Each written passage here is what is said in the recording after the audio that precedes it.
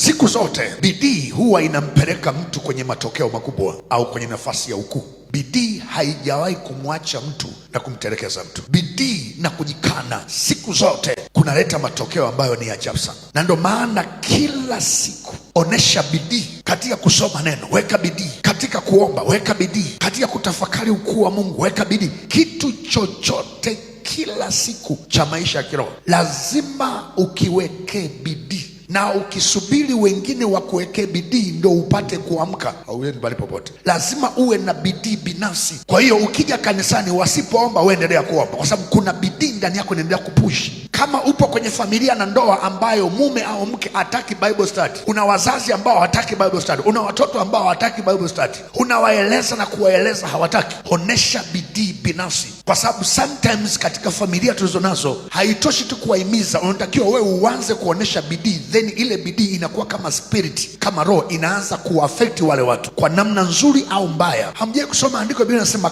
kama vile mchungaji alivyo ndivyo kondoo wake walivyo. Hauwezi ukahimiza watoto wasome kwa bidii neno la Mungu wakati wewe huna hiyo mbegu ya bidii. Hauwezi ukahimiza watoto waombe kwa bidii, mume aombe kwa bidii, mke aombe kwa bidii, kama ndani yako wewe hujaanza kuonesha bidii, kwa sababu chochote unachokionesha mahali popote huwa kina tabia ya kuambukiza wengine. Kwa hiyo hauwezi ukawahimiza watu wawe na bidii kwenye kusoma neno wakati wewe huna bidii, kwa sababu neno lako litapwaya kimatokeo ndani yao, kwa sababu unaongea kitu ambacho hakina uhalisia wewe kwako. Bidii haijawahi kumwacha mtu chini, ilimpa matokeo. Na siku zote ninyi ni mashahidi, kuna watu katika dunia hii hawajaokoka, lakini wana bidii kwenye biashara, wanafanikiwa. Kuna watu duniani hapa hawajaokoka, wana bidii, kufanya bidii na kuwajibika kwa uaminifu kwenye position zao walizopewa huko serikalini, kwenye makampuni na mataasisi. Wana bidii ya kuamka mapema, wana bidii ya kumaliza kazi zao wanazopewa mapema. Wakiambiwa nenda fulani kafuatilie watu mahali fulani, wanaenda kwa bidii, wanaenda kwa muda na wanarudi kwa muda. Siku zote wanapata promotion kuliko hata watu waliokoka wasio na bidii.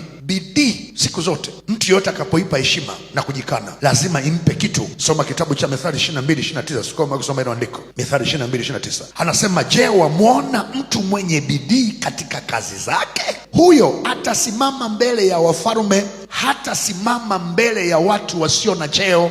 Anasema mtu mwenye bidii siku zote atasimama mbele ya wafalme. Mahali pengine Biblia za Kiingereza anasema hataketi pamoja na wafalme. Alafu mtu asiye na bidii anasema bali hatasimama mbele za watu wasio na cheo. Kwenye Biblia zingine ya Kiingereza neno wasio na cheo wametumia no ordinary people. Hataweza kukaa pamoja na watu wa kawaida, yeye anakaa na watu wakuu na wafalme. Kwani kwa sababu ile bidii inampushi kuingia kwenye position ya wafalme. Wanasema nguvu za giza ufanyi kazi, nguvu za giza ufanyi bidii yote ya kujiboresha, kwa sababu kujiboresha kila siku kunahitaji bidii. Ili kutengeneza matokeo kunahitaji bidii ya ulimwengu wa roho, kunahitaji bidii na juhudi, wakati mwingine hata kwa kujilazimisha. Paulo anasema ninautesa mwili wangu na kuutumikisha. Unajiuliza ni Wakristo wangapi ambao wako tayari kuutesa mwili wake? Nikisema kuutesa sio kwa maana kuutumia vibaya, kuutumia kwa nia mbaya, lakini unautumikisha, unaunyima ile taka yake ambayo inataka kila siku, unaunyima ili upate kitu kingine, kwa sababu huu mwili usipokuwa na hekima nao kukaa nao utakuwa mtumwa wake. Lazima uwe na kiasi kwenye ulaji wako.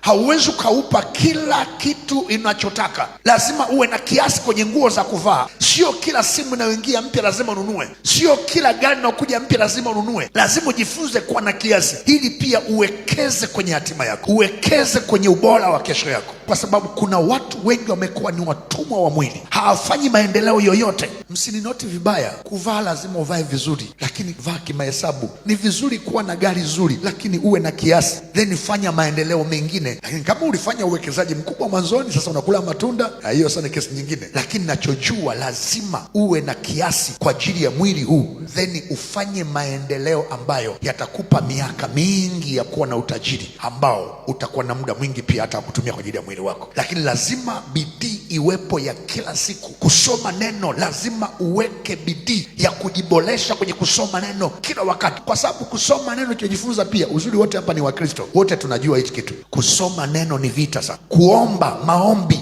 mazuri kwa ajili ya hatima yako ni vita sana. Wengi wakisoma neno, vita inaonekana kwanza ni kusinzia. Vita ya pili ni kusoma neno lakini nakuwa bored. Yaani unasoma kitu sasa mbona sijui toka hivi ilikuwa. Kwa hiyo kwanza ile kiu inapotea, lakini pia usingizi.